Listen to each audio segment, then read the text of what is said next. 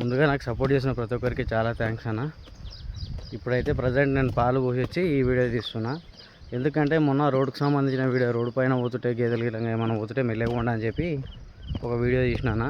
దానికి యూట్యూబ్లో కానీ ఫేస్బుక్లో కానీ ఇన్స్టాగ్రామ్లో కానీ ఫుల్ వైరల్ అయింది. అది అంటే వైరల్ అంటే మంచిగా పోయింది, చాలామంది రెస్పాన్స్ అవుతారు మంచిగా పెట్టినామన్నా అని.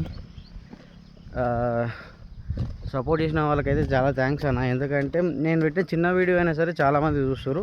నేనేందంటే ఎవరికైనా ఉపయోగపడాలి ఇప్పుడు కొత్తగా వచ్చే వాళ్ళకని చెప్పి నేను పడుతున్నాను రోజు ఇప్పుడు ఎట్లా అంటే డైరీ ఫామ్ మనం అనుకున్నంత ఉండదు అన్న. ఇది ఒక సముద్రం. నాకు తెలిసి బర్ల షెడ్ పెట్టిన బర్లదైతే సముద్రంకి మించి ఉంటుంది. రోజు ఒక కొత్త పని కొత్తగా ఉంటుంది. కనిపిస్తుంది అన్న బ్యాక్ సైడ్ ఎట్లుంది, ఎట్లా పోతున్నా ఏంది అనేది చూస్తురా. ఒకప్పుడు అన్న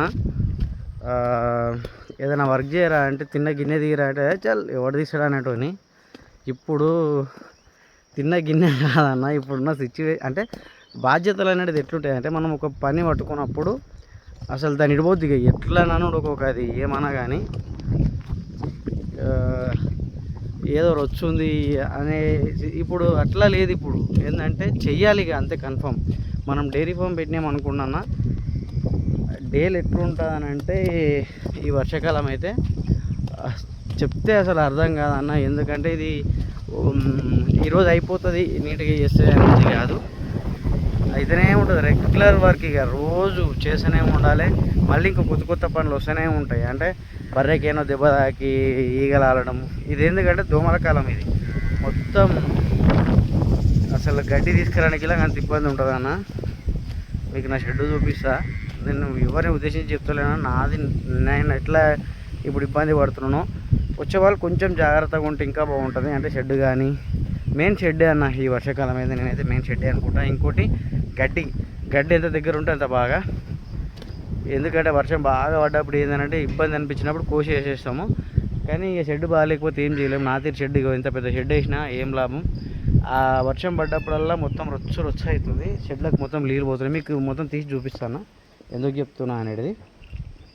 ఓపెన్ చేసిన ఇది చూడండి ఎట్లుంది. నేను స్టార్టింగ్ ఏంటంటే ఇప్పుడు మాకు ఎట్లుంటుంది అంటే ఆత్రం తొందరపాటు వల్ల అయిపోవాలి. ఇప్పుడు షెడ్ వేసుకోవాలి, బర్రెలను తీసుకురావాలి, బర్రెలను వేసి ఇక పాలు పిండి అమ్ముకునే లాభమే లాభం, లక్షలలో ఉంటుంది లాభం అన్నట్టు వేసుకున్నా. ఇప్పటికీ 3 సంవత్సరాలు అయింది. 3 సంవత్సరాల నుంచి మంచిగా ఉందన్న. నేను 4 ఫీట్ల హైట్ లేపిన. ఇప్పుడు సడన్గా ఏమైందనంటే వర్షానికి దిగుతుంది మెల్లమెల్ల. ఈ బర్రెలను కట్టేసే దిక్కు దిగుతుంది. మీకు అనిపిస్తుందా ఎంత? ఇప్పుడు రొచ్చు లేదనంటే కొడుతుంది. మీకు దగ్గరికి పోతే ఒక్క నిమిషం లైట్ వేస్తా. ఇప్పుడు చూడండి ఎంత మంచిగా ఉంది అనేది. మొత్తం నీళ్ళు రొచ్చు ఉన్నాయి. ఇది డైలీ వర్క్ అని. ఇక ఈ వర్క్లు ఇంకోటి ఏంటంటే మెయిన్ దూడపిల్లలు. ఇప్పుడు దూడపిల్లలు ఒకవేళ ఈ తట్టుకునే అనుకో మన అదృష్టం, మనం తట్టుకోలేకపోతే దూడపిల్లలే లాస్ కావాల్సి వస్తుంది. చాలా ఇబ్బంది ఉంటుంది అన్న. మనం అనుకున్నంత ఈజీ మాత్రం ఉండదు. ఇంకోటి ఏనో పెట్టుబడి మనం ఒక 5 లక్షలు 10 లక్షలు అప్పు తెచ్చిపెట్టి ఆ అప్పును తీరవలేక నాకు తెలిసి డైరీ ఫామ్ పెట్టినాక డైరీ ఫామ్లో అప్పు తీరవాలంటే మినిమం 5 సంవత్సరాలు అయితే పక్కా. నాకు తెలిసి అయితే నేను 5 సంవత్సరాలు పక్కా అనుకుంటున్నాను. ఎందుకంటే ఓన్లీ బర్రెలతోనే ఇక మనం ఓన్లీ అప్పు తెచ్చినాక పాలు పిండు అప్పు కట్టుడే ఉండదన్న. ఫ్యామిలీ ఉంటుంది, ఫ్యామిలీ మధ్యలో కొన్ని ప్రాబ్లమ్స్ ఉంటాయి, అడ్డమైన పనులు ఉంటాయి, బర్రెలకు వచ్చే ప్రాబ్లమ్స్ ఉంటాయి. అన్నీ మనం ఏం చేయాలి, అన్నీ ఒక్కసారికి 10 సార్లు ఇప్పుడు కొత్తగా వచ్చేటోళ్ళకి చెప్తున్నా. ఎందుకంటే చాలా చూస్తున్నా. ప్రతి ఆదివారం నేను మా వికారాబాద్లోనే తక్కువ బర్రెలు ఉంటాయి, అయినా ఒక 5-6 మంది కొన్నికి వస్తుంటారు బర్రెలను. వాళ్ళని చూసి నాకు అర్థమైంది. ఎందుకంటే నేనున్న సిచ్యువేషన్లో ఇప్పుడు అన్నోళ్ళు ఉన్నారు. వాళ్ళకి నేను పోయి డైరెక్ట్ మీకు అనుభవం ఉందా లేదా అని చెప్పి ఇలా నేను చెప్పలేను. ఎందుకంటే వాళ్ళు ఇప్పుడు ఏంటంటే ఇంట్రెస్ట్తో ఉంటారు. వాళ్ళ ఇంట్రెస్ట్ నేను ఓడగొట్టలేను. అట్లా అని చెప్పి వాళ్ళని గుంతల పడుతుంటే చూడలేను. కాబట్టి కొంచెమన్నా నా వీడియోలు చాలామంది చూస్తున్నారు దగ్గర వాళ్ళు, వాళ్ళకైనా అర్థమవుతుంది అని చెప్పి నేను రోజు ఎట్లుంటుంది బర్రెల దగ్గరికి పోతే. ఇప్పుడు చూడండి నేను షెడ్డుకు ఒక్కనే అన్న, నాకున్న అంటే నేను ఒక్కనే చేసుకుంటా కాబట్టి చెప్తున్నాను. ఇప్పుడు నా దగ్గర 10 ఉన్నాయి మొత్తం అన్నీ కలిపి. ఈ అన్నిటికీ నీట్గా చేసి బర్రెలకు 3 బర్రెలు పాలు ఇస్తాయి. ఆ 3 బర్రెల పాలు తీసి మళ్ళీ షెడ్డు నూక్కొని మళ్ళీ ఇప్పుడు కుదిరితే తిన్నికి పోవాలి, లేదంటే మళ్ళీ బర్రెల కాడికి పోవాలి. ఎందుకంటే కట్టేస్తే ఎవరు తెంపుకొని ఎవరి చేతిలో పడుతుందో తెలియదు. ఇప్పుడు అక్కడ కట్టేసినా నా టెన్షన్ అంతా ఏంటంటే తెంపుకుంటుందేమో, బర్రెలు జాలి తీసుకొని పోతే ఎవరి చేతిలో పడుతుందో తెలియదు, ఎవడు ఎప్పుడు దొరుకుతాడా అని చూసుకుంటారు అన్న. చాలామంది ఆల్రెడీ నేను మసారి చెప్పిన దొరికినామనుకో 50,000 పడ్డట్లే మీద. ఇది మాత్రం 100% చెప్తున్నా. ఇవన్నీ తట్టుకొని అంతా చేసుకొని ఉండాలి. కాబట్టి ఇద్దరు ఉంటే ఇంకా బాగుంటుంది. డైరీ ఫామ్ పెట్టేటప్పుడు ఒక్కోసారి ఇక లేని వాళ్ళకి మనం ఏం చేయలేమన్నా నాదిర్తి పరవడగా తప్పది. ఉన్నోళ్ళు మాత్రం ఖచ్చితంగా ఇద్దరు కలిసి చేస్తే 10 బర్రెలు పెట్టుకుంటే జబ్బరస్ నడుస్తుంది. కానీ అప్పు పెడితే మాత్రం చాలా ఇబ్బంది పడాల్సి వస్తుంది అన్న. కంటికి నిద్ర పట్టది.